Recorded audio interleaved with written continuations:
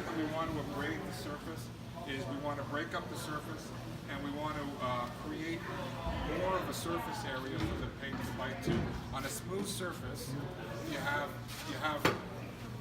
not that much surface area. Once you abrade the surface, then the surface area microscopically will look more like that. It gives little feet and teeth for the paint to bond to. Yeah. All those muscles. Except for all that blue tape. Still trying to figure out how to use it. What I'd like to do is, what I want to see is, I want to see this little gray dust on here, or blue dust, or whatever you want to call it.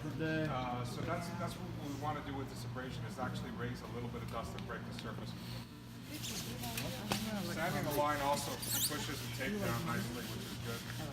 You can kind of see now that you're actually abrading the surface. You're seeing the change in the color of the surface as you're going down the line. That's really what you're looking for in terms of making sure that you've abraded it sufficiently.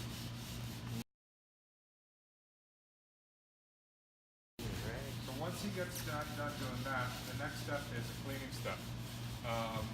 We recommend our UC500S thinner.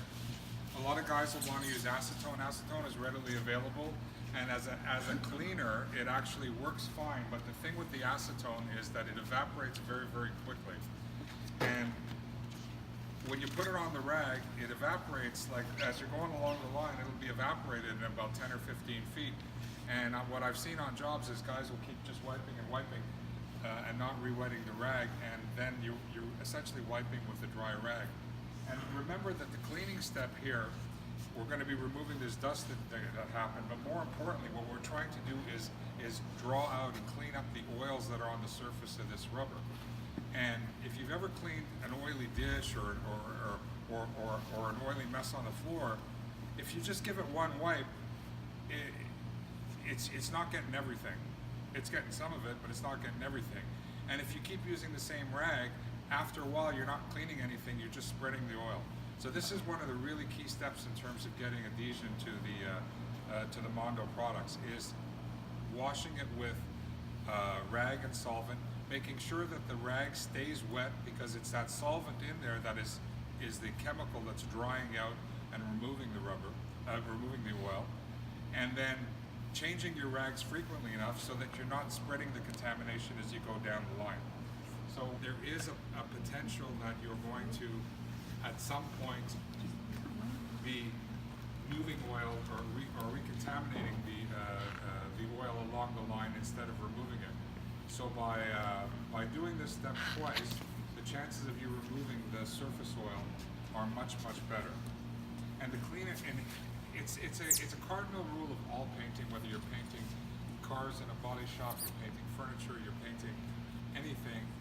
The quality of your prep is going to dictate the quality of the job that you do. So, like I said, there's just no short stepping those. Being on your hands and knees, you can get a plastic bucket, you can get a mop handle that you wrap a rag around it, and then you can dip that into the bucket, always making sure that your rag stays wet, and then you could just walk along like that. But make sure you're constantly dipping that rag so that the rag stays wet, and you want to abrade and move, put some effort into it so that you're actually wiping and cleaning. Now this solvent and the other product that we're going to apply afterwards is tough on the rubber, and it will mark and could potentially stain the rubber. So once you're finished, once you're working with these chemical products, it's really important that that you're only wiping the area between the lines. If you're doing what we did here, like taking a bucket and spilling it out, and you get that little spill around there, that's going to leave a mark on the floor. So you always want to, here we're in a warehouse with a concrete floor, it's not an issue, but if this entire surface was rubber and you were working like that, you're going to leave a mark on the floor that can't come out, and then you're going to have to change material. So whenever you're working with solvents, or the next step, which is the primer, always make sure that you've got like a cardboard or plastic or something that you can keep with you so that you're not spilling any of these harsh chemicals on the floor. they only touch the area between the tape. We've done a nice job here. We've abraded the floor. We've broken up the surface. We've gone over it once with a rag and done a good job cleaning. But we had dust over here. And as we're pushing it, if we didn't get it all on the rag, there's a good chance we probably pushed a little bit of dust right up against this tape. And if we did, then once we paint over here, this area is going to be susceptible to chipping. So that's why I really strongly suggest that we do this cleaning step a second time. Because what we want to do is we want to make sure that we don't have any contaminants or dirt or oil, anything, whatever is going to be left over on this floor is going to have a tendency to want to be right at the edge of this tape. So if we can do this again, we're going to get, again, much more consistent results. UC500S solvent is a much slower evaporating solvent than the acetone and will keep your rag wet, but it'll still, within a minute, be completely dissipated and dry. So you can do these steps as quickly as, you can have one guy following if you're working in a team of two, one guy could be 20, 25 feet behind the other guy, and then just working through the progression of the games that way.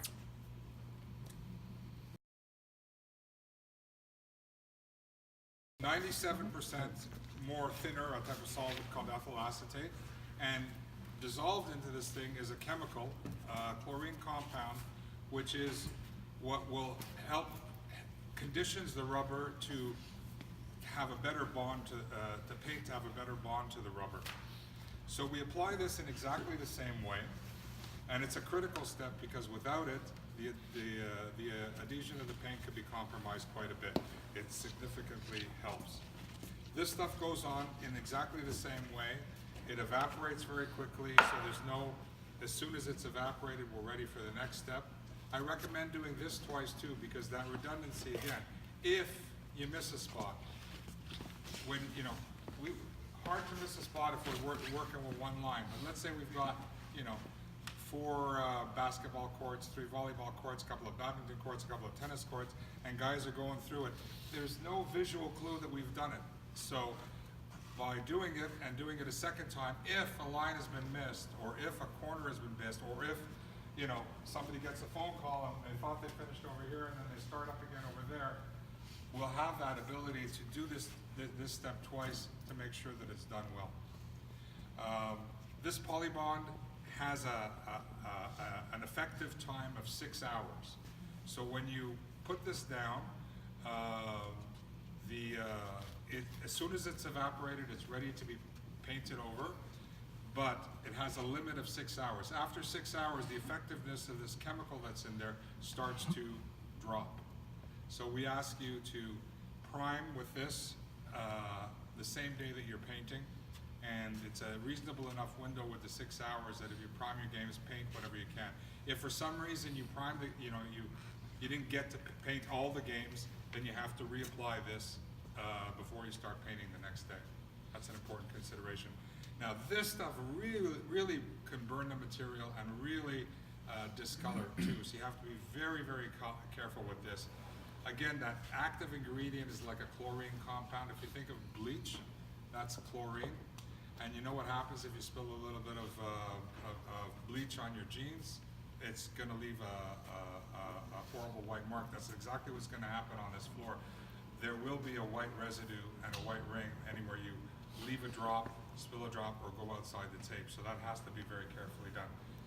Because it's corrosive to metal, so don't put it into a metal container or a paint tray or something like that, because it will start to corrode it immediately and eventually eat right through it.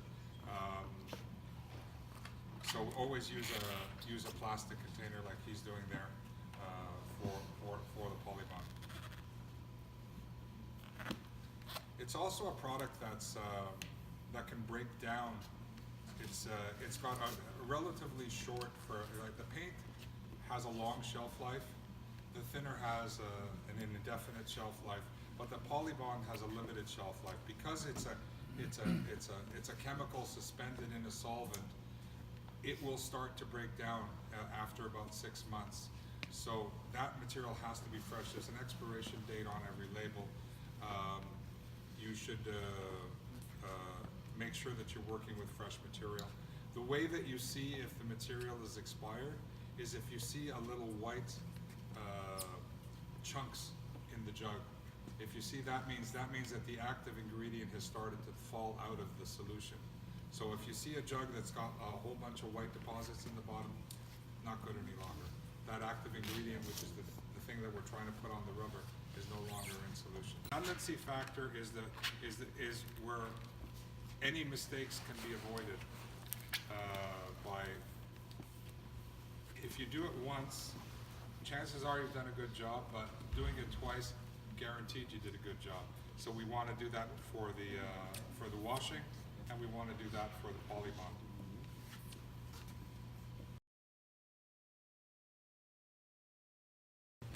If you're working with these types of products, and you're going to be working with them for an 8, 10, 12-hour day, inhaling the vapors on a constant basis is not a good idea. It's not the greatest thing in the world for you, and it also has an intoxicating effect, so it's going to give you, it's going to impair your judgment. Toxic vapor respirators, they're the rubber masks. They've got these filters that snap on. They contain charcoal, and those are the types of masks you should use. They're a pain in the ass, especially when it's hot. Nobody wants to wear them, but if you're wearing those things, it's completely filtering out all the smell and the effects, the negative effects of the solvent. So right now he's put it on. We've got plenty of time to work. We've got 6 hours. The paint comes in standard colors. The standard colors paint carry this label. It's our genuine label, and there's a 2-to-1 ratio, part A to part B. The color is in the big can. The hardener is in the small can. So that's why I said mixing ratios respected all the time. The 2-to-1 ratio. When we do custom colors, we tint it using a different system. So that one we put in a different can because we don't want to. You cannot intermix part B from a custom color with part A from a standard color. You always mix standard color part A and part B, custom color part A and part B. It's a different mixing ratio. This is a 4-to-1 ratio, so the chemicals in here are designed to react fully with what's in this can. The chemicals in here are designed to react fully in this can. So don't intermix the things. We're going to bring out, we're going to work with both of these, and we're going to do a little bit of a mix here. So a little trick that we do is, well, I've taken out most of the part A, but the part B, if you look at it, is kind of like thin and liquidy. So what I'll do is I'll pour that into the part A can, and I'll mix that up, and that'll help to wash out all the extra part A that I didn't get out because it's kind of thick. And that way we'll get all the paint out of here. So by putting the part B into the part A can and mixing it up, what we're doing is we're cleaning out all the paint and then put it together.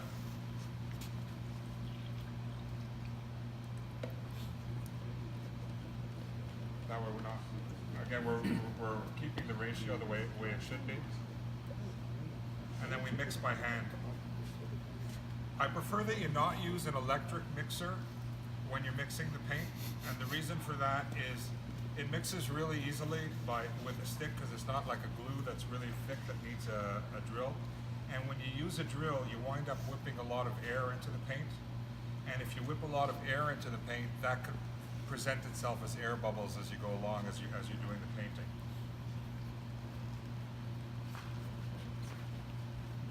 You should mix the paint. It's got to be fully mixed because, again, you got to get that part A and part B intermixed properly.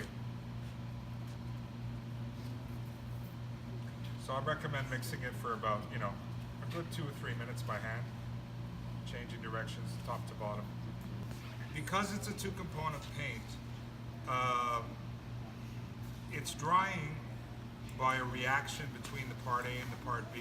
So that's a chemical reaction, and that chemical reaction is definitely affected by temperature and humidity. So, like here, we're in a fairly cool environment. I'd say we're probably around maybe in high 50s temperature-wise. When you guys are working in high season, you're going to be working sometimes in the 90s. The paint is going to react and cure differently depending on what kind of temperature. Under ideal conditions, 70 degrees Fahrenheit, 50% relative humidity.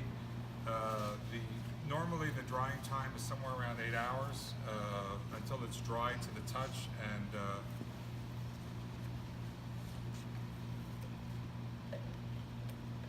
but when you get into a situation where you're down in the 50s or below 50 degrees Fahrenheit, I'd recommend not painting, trying to get some heat into the thing, because what happens is the reaction becomes very, very, very slow, and it's going to take a long time for the paint to dry.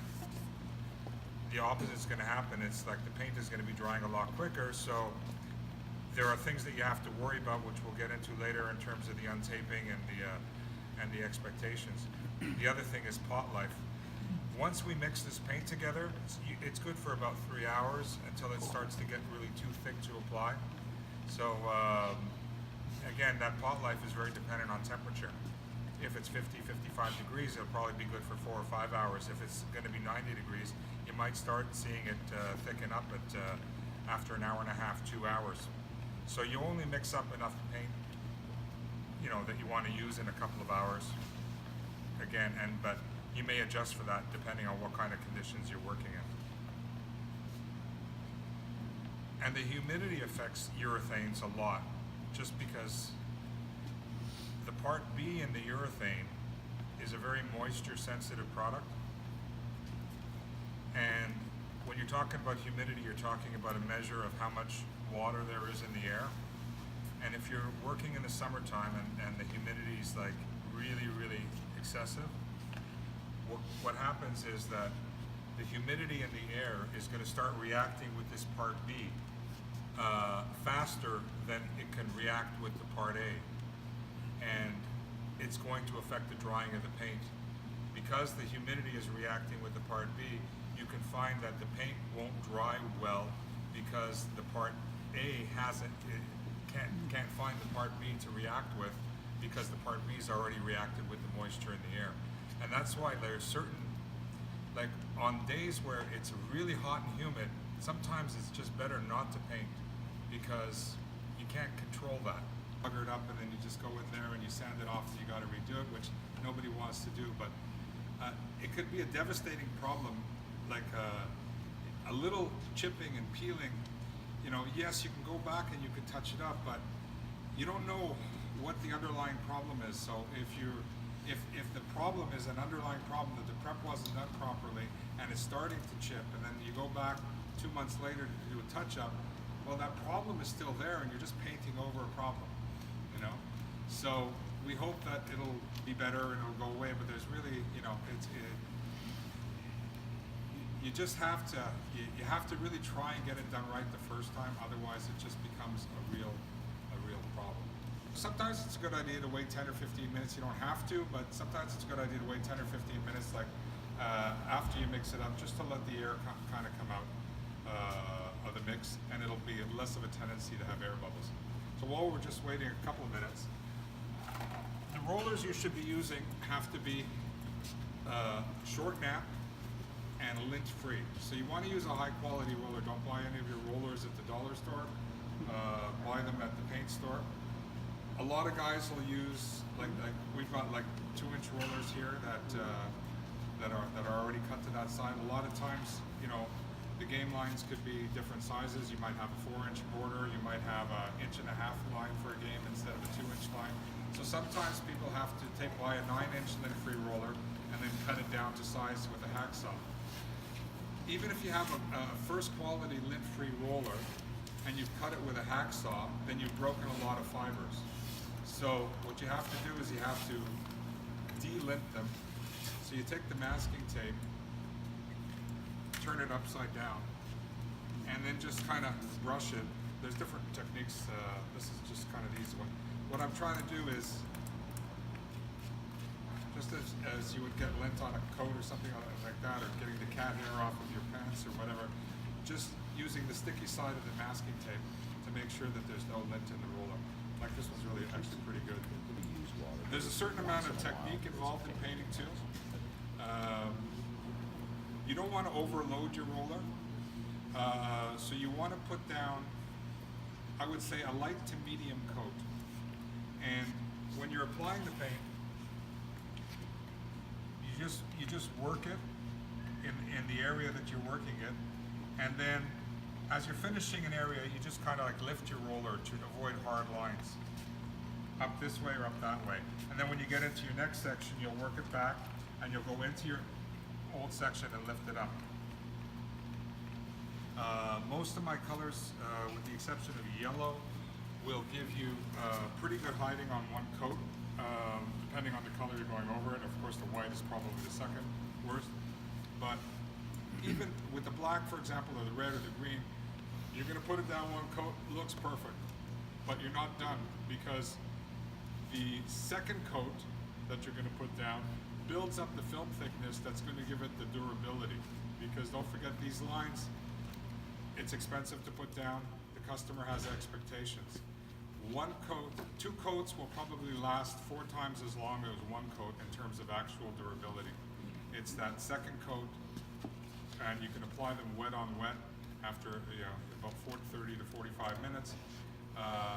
It'll go on, but don't forget that second coat, because it's critical in terms of the wear. Before we pour the paint in tray, we get like the little paint filter, filter it out just to make sure there's no chips or anything in the paint, so you don't want it to line. Recommend spraying, and Billy's going to help us with a demo. With these materials, we don't abrade it because it's already textured, so the surface is already irregular, and it will be very difficult to abrade a rough surface anyway. So he's going to give it the wash, and we're going to do it the 2 washes and the 2 applications of Polybond like we do for the Advanced, for the same reasons. The Super X material can contain a lot of paraffins. Paraffin is a wax. You know, if you don't want your paint to stick to something, it's just like if you're baking, right? If you butter the bottom of the pan, or you put some wax paper in there, then you've got to make sure that your baked goods aren't going to stick to the pan. Well, the paint, think of the paint as the baked goods. If there is a layer of paraffin wax on that Super X that's come to the surface, the paint's not going. It's going to want to release from it.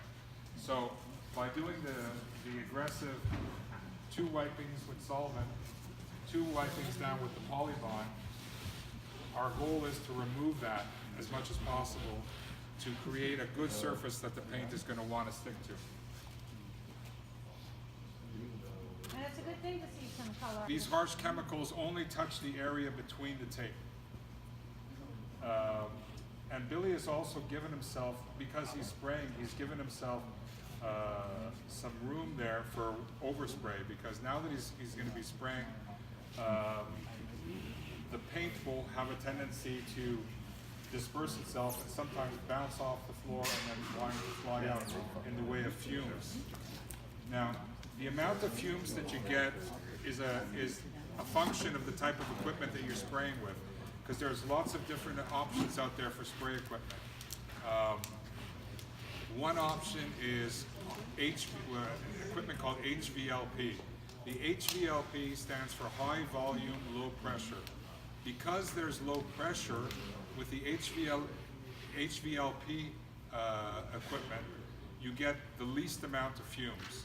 But you still have to be wary of it. Like if we were doing a real job, I think Billy would probably even tape this a little further, because you know, there's nothing worse than spraying and then having that little shadow of the color that you sprayed, and it's really hard to get off afterwards. So HVLP equipment gives you the least amount of fumes. The downside of HVLP equipment is that it's not fast, because it's working with a low pressure. It's not pushing out a lot of paint, but it is easy to control. So it's a good starter way of going about it, and it's a good way of controlling fumes. Other equipment that's around is airless. Like Billy uses an airless gun. I mean, he can paint with that gun. The output is so quick that he can paint with it almost as fast as he can walk. Extremely efficient. but you've really got to be good in order to work with that kind of gun, because if you hesitate, or you're too slow, or it's just really easy to make mistakes. So those airless guns are extremely high output, but they're really for guys who know what they're doing and are used to working with it. And then there's this other type that's put out by the Italians, which just a few people have, where you don't even need tape. They have these special wheels on the side of it, and you just draw out the straight line and follow a string, and you can paint without tape and without worry of overspray. This machine, it's a fairly unique custom-made machine from Italy, and it allows you to stripe without taping. But again, that's kind of like it's not for everybody, it's just an option.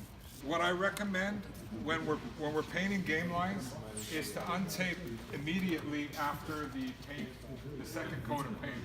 So there should be another team member or one of your guys who's ready to pull tape immediately.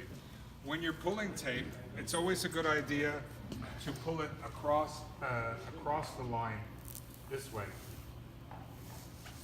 The reason for that is because if this paint is starting to set up, and this could be something that happens on those hot days where the paint is setting up faster than it would normally do, and you could get the paint, which went down as a liquid, is moving towards solid, and it's kind of gummy and like that. So if you're pulling the tape this way, away from the line, then if there's anything that's sort of semi-solid, it's going to want to come off as like a little spider web, and it's going to fall outside the line and make the line look not sharp.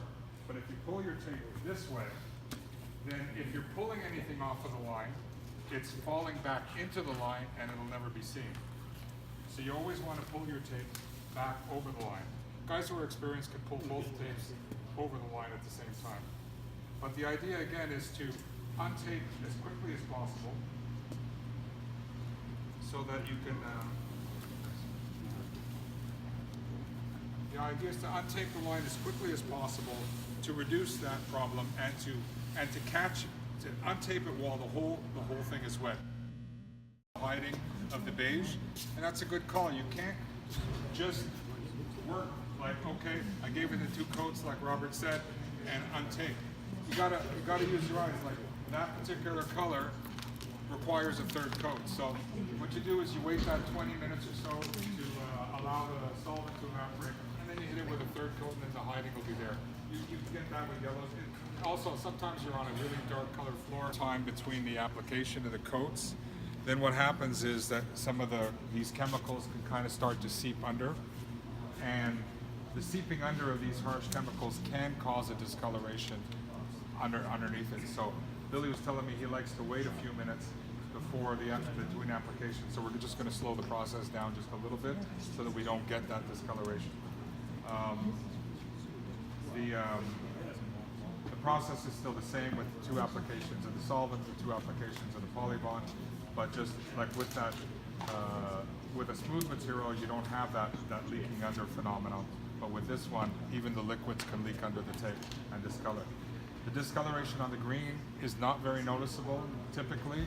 The red, not very noticeable typically. On the gray, it is quite noticeable. So be very careful, especially with the gray Super X. It'll turn almost brownish from the Polybond. Not going to be sticky, and it's going to be what we call dry, but it's not cured. Curing, it dries by a chemical reaction to part A and to part B. That's where all the molecules of the part A chemically link to the molecules of the part B. This is the same for polyurethanes, epoxies, and most 2 component materials. For all those molecules to fully link up at room temperature, it typically takes 7 to 10 days. So that's why we tell you, after you paint a gymnasium, they should not allow any heavy-duty activity on the floor, like bleachers rolling out on it, maintenance, anything that's going to, or big-time athletic activity. that shouldn't be allowed on the floor for 7 to 10 days. That's to allow the paint to be fully cured and fully developed, and the toughness and the characteristics of it before they put the floor through that kind of aggressive treatment. After about 3 days, you can open up the facility again under normal temperatures and conditions. You can open up the facility so that, you know, people have to get through there, and there's other work that has to be done by other trades. They've got to put up the curtains, they've got to do some other work. After 3 days, you can allow access to the facility, but not direct heavy-duty access. So again, you know, you have like sort of 3 stages of drying. One is where it's dry enough where you can go in there and gently sort of walk around the lines or walk in stocking feet. That's the next day. 3 days until it's sufficiently cured that you can open it up. People can be walking over it with construction boots and working in the adjacent areas. And then a week to 10 days for it to be fully cured so that you can put it into full service. You apply a mist coat, a very light coat, through the whole length of the line. Because if you applied it by roller, you're not controlling the amount of paint on the thing, and the paint is going to want to lie underneath the and find a path underneath the tape. By using sort of like a light mist of spray, that tape that's down there is an adequate mask, and you're not putting enough liquid down that the liquid's going to run. So with a spray application, you would put down probably, we'll see how it works, but probably about 3 applications, 3 light applications, allowing time for the solvent to evaporate between each one. Again, it's important because the solvent evaporation is going to make the resins in there sticky and not runny. So we're going to apply a coat and then let it dry a little bit, and apply another coat and let it dry, and you should have a pretty reasonable straight line. Just a couple little options that will seal tape with clear, but it's not as effective as doing it with a spray gun. But it is effective on very light embossed materials. So the idea is your first coat is a clear coat, the clear coat goes under the tape, and then your subsequent color coats don't bleed under the tape. We don't necessarily stock here or recommend, but is available in special situations as accelerators. Sometimes you know you're going to be working in very, very cold conditions and you need the paint to dry. There is additives that we can put into that mix that will kick it over to allow it to dry at a faster pace. So just to keep that in the back of your minds, if you're ever facing a situation where you know you're going into a situation that's going to be difficult temperature-wise, there are little additives that we can add in there to kick things over a little bit. The A and the B that we've mixed up is actually designed for a roller, so it's got a good body to it. When you're spraying, typically the paint is going to be thinner, again depending on the type of equipment, on how thin you want it, but if any thinning is required for the paint, the best solvent to use is this UC500S. Again, if you don't have any of that, you can use acetone, but the fast evaporation of the acetone also makes it not an ideal solvent as a thinner, because when the paint leaves the gun, the acetone is going to evaporate before the paint hits the floor, so it doesn't allow the paint to flow out and give you as nice a finish as you want. So again, a slower evaporating blend like the UC500S makes it a better, thinner for spray applications. Doesn't matter how long it takes, as long as it's done right, buddy. Again, the choice of equipment is going to dictate how long it's going to be. But we're obviously dealing with the lowest of the low end right here. It's okay, we're doing a little test to show you the idea.